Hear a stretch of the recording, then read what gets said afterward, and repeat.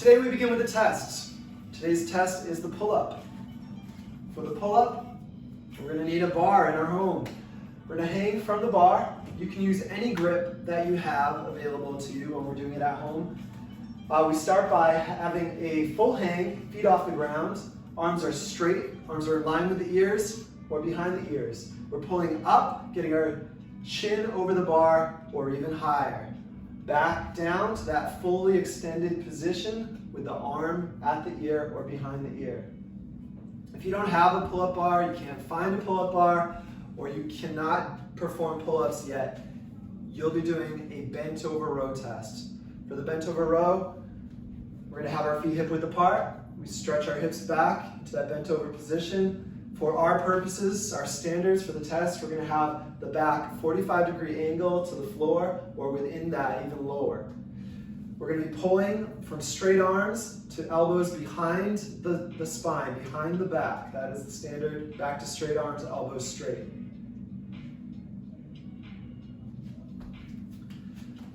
For today's workout, we're going to start with reverse lunges. We're going to have dumbbells hooked up over the shoulders in a rack position.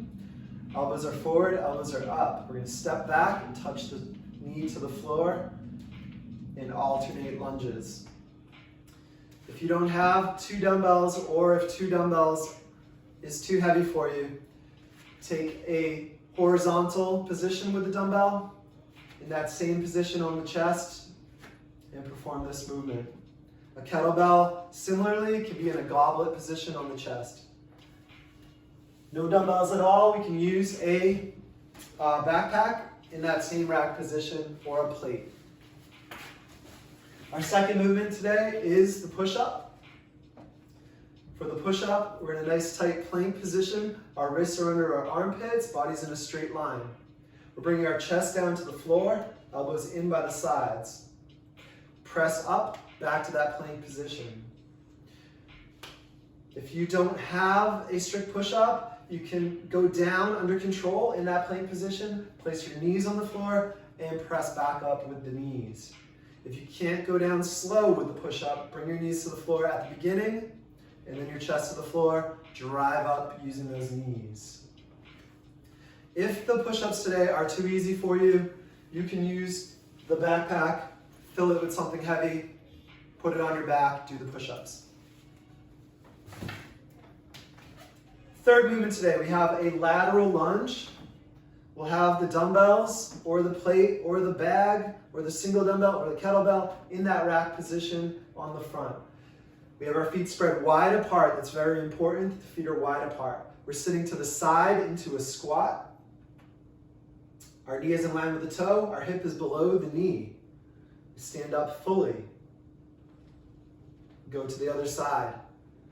If you can't keep your toes down, or if you can't get that low, definitely lift your toes up at the bottom of this movement.